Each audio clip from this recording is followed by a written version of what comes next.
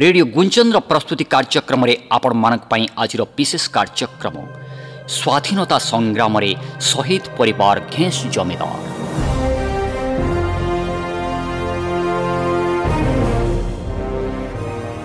प्राय मोगल शासन समय जमीदार माने अनेक पराक्रमी राजा मानकठु आंचलिक स्तर में वश्यता स्वीकार करने सहित राजा मानकु किछि कर प्रदान करुथिले एवं राजा मानकु राज्य जय करिबारे सामरिक शक्ति जोगाउथिले, जहाँफल राजा माने जमीदार मानकठु सहयोग पाई सेमानंकु निज निज अंचल रे क्षमता प्रदान करुथिले। जमीदार माने क्षमता को व्यवहार करुथिले साधारणतः प्रजांक उपरे। जमीदार माने विभिन्न उपाधि रे भूषित होई निज निज अंचल रे राजांक भली मुख्य बा शासन मुख्य रूपे कार्य तुलाउथिले। यारी मध्यरे इंग्रेज माने भारत को अनेक आगरु व्यवसाय करिवार बंधुपूर्ण छलना करी प्रवेश करिथिले एवं सेमानकर प्रभुत्व विस्तार सूत्र प्रयोग कर सारी। 1757 ख्रीष्टाब्द पलासी युद्ध पर बंगदेश रे इंग्रेज माने प्रभुत्व प्रतिष्ठा करी बंग नवाबों को हाथर खेलना कले एवं मरहट्टा मानक मध्य इंग्रेज माने केतबळे शांतिर सूत्रपात सहत केतबळे कले बळे कौशले सेमानकु अख्तियार करी अंचल पर अंचल को शासन करिवार पथ उन्मुक्त करी चालिले। एही परिप्रेक्षी 1765 ख्रीष्टाब्द अगस्ट 17 इंग्रेज माने दिल्ली मोगल सम्राटों ठारू बंग बिहार और ओडिशार देवानी हासिल कला परे कालक्रमे समग्र ओडिशा को सेमानकर शासनाधीन करने उद्यम चलाई रखिले। यारी मध्य इंग्रेज माने बंगठू ओडिशार दक्षिण सीमा पर्यंत प्रेसिडेंसी गठन करी अंचल गुड़िक अख्तियार करने को उद्यम कर चलिले। दक्षिण ओडिशा एतेबेलकु मांद्राज प्रेसिडेंसी साथी रही अंचल पर अंचल को शासनाधीन करने इंग्रेज माने ओडिशार राजा जमीदार तथा लोकमानकर समर्थन पाइबा लक्ष्य विभिन्न प्रकार लोभनीय और छलनात्मक कार्यधारा को प्रयोग कर चली इंग्रेज माने।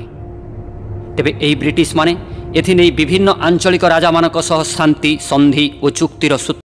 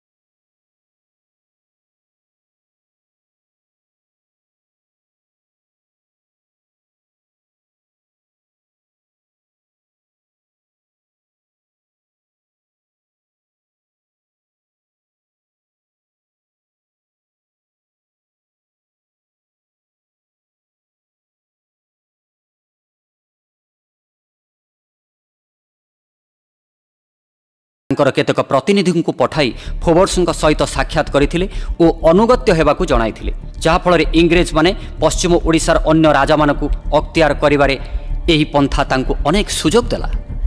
एही बेले 1803 ख्रीष्टाब्द डिसेम्बर 17 तारिख रे मरहटा पक्षरु इंग्रेज मानक सह देवगाँ चुक्तिनामा स्वाक्षरित होई सारिथिला।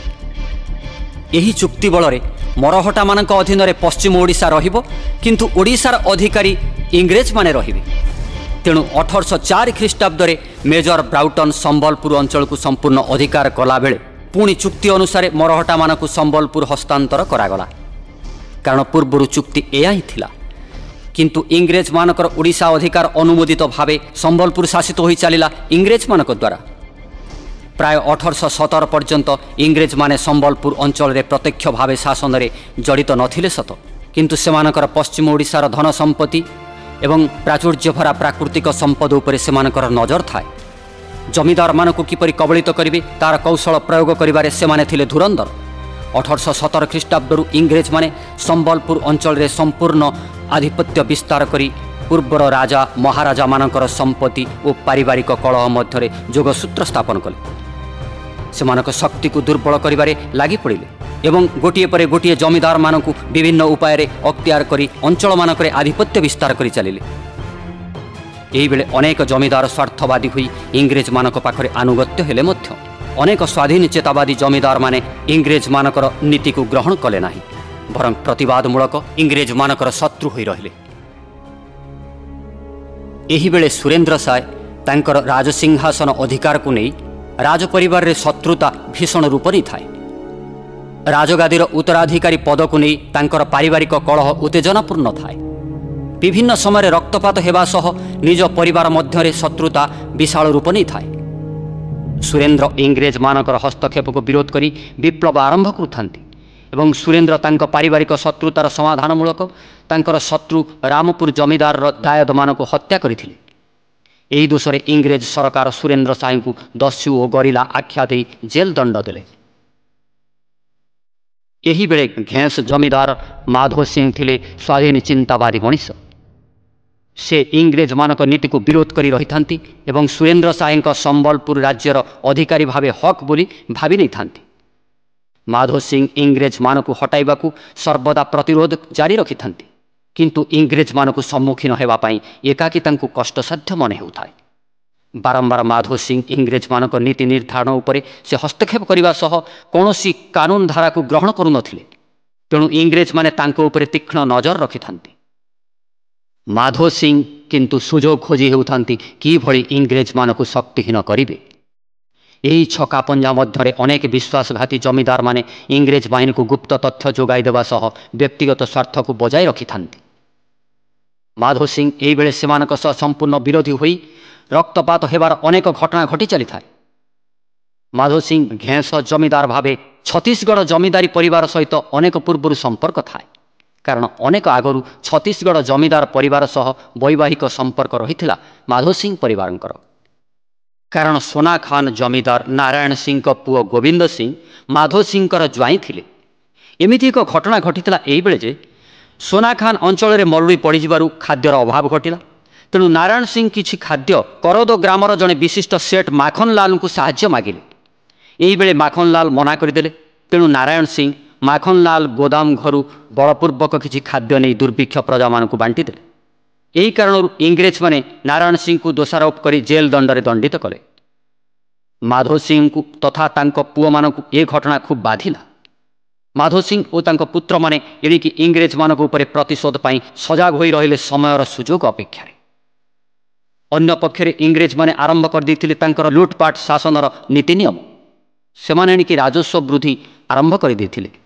ଏମିତିକି ଐତିହାସିକ ସରକାରୀ ରିପୋର୍ଟରୁ ଜଣାପଡ଼େ 1849 ମସିହାରେ ସମ୍ବଲପୁର ଜିଲ୍ଲାର ଜମିଦାର ଓ ଗୌନ୍ତିଆମାନଙ୍କର ରାଜସ୍ୱ ପାଉଣା 8,800 ଟଙ୍କା ଥିବାବେଳେ ଇଂରେଜମାନେ ପୁନରାୟ ବୃଦ୍ଧି କରକୁ 1854 ମସିହାରେ 74,000 ଟଙ୍କାକୁ ଧାର୍ଯ୍ୟ କଲେ ଏବଂ ଏହା ସହିତ ଘୋଷଣା ଜାରି କଲେ ଯେ ରାଜା ଜମିଦାର ଓ ଗୌନ୍ତିଆମାନେ ନିଜେ ରାଜସ୍ୱ ରାଶି ଧରି ସମ୍ବଲପୁର ସରକାରୀ ଦପ୍ତରରେ ରାଜସ୍ୱ ଦେବାକୁ ନିଜେ ଆସିବେ। ଏହା ଖୁବ୍ ବାଧିଥିଲା ଅନେକ ରାଜା ଜମିଦାରୀ ଓ ଗୌନ୍ତିଆମାନଙ୍କୁ। ଏମାନଙ୍କ ମଧ୍ୟରେ ସାମିଲ ଥିଲେ ଘେଁସ ଜମିଦାର ମାଧୋ ସିଂ।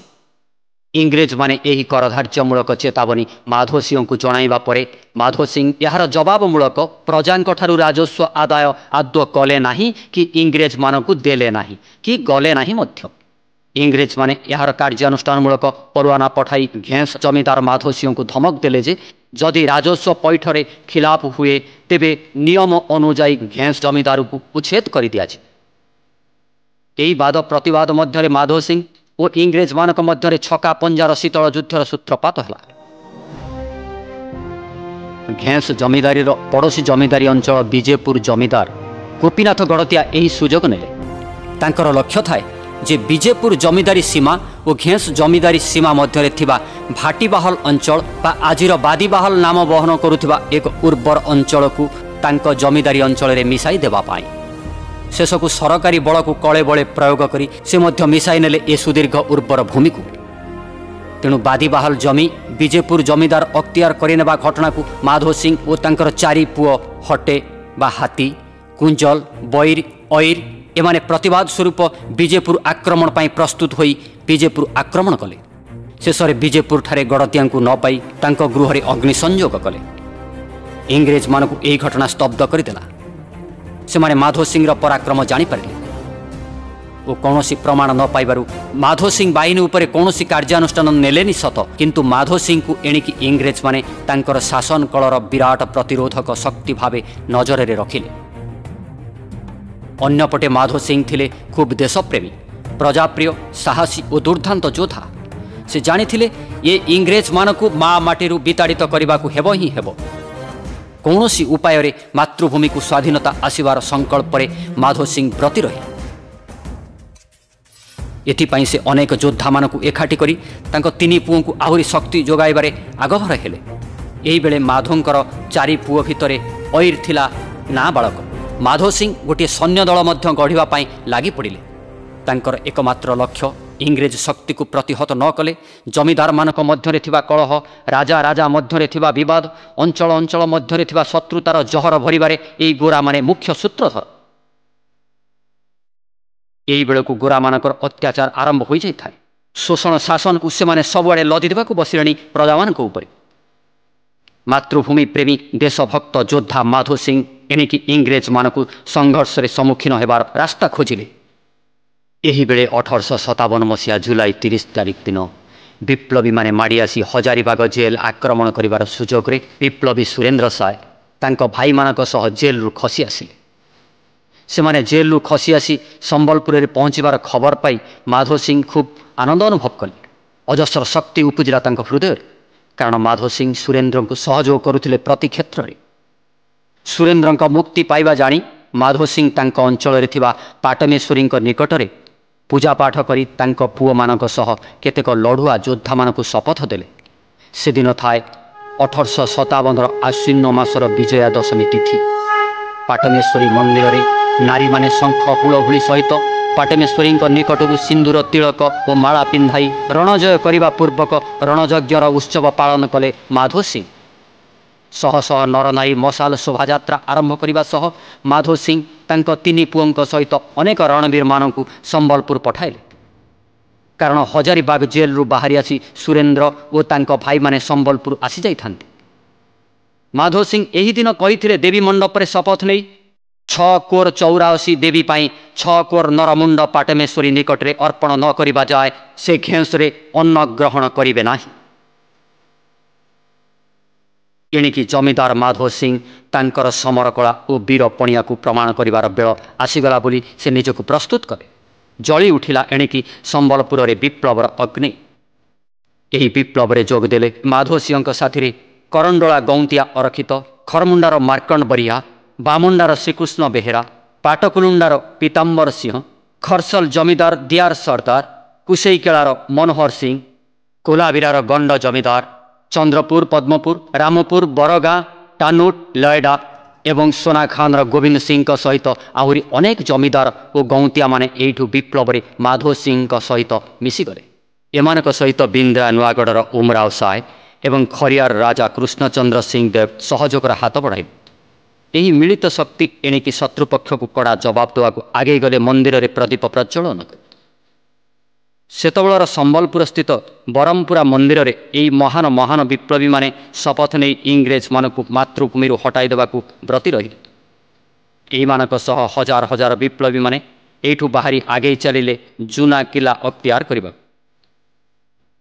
इंग्रेज माने एही भली शक्तिशाली बाहिनीर सम्मुखीन हेबाकु से दिन भय कला।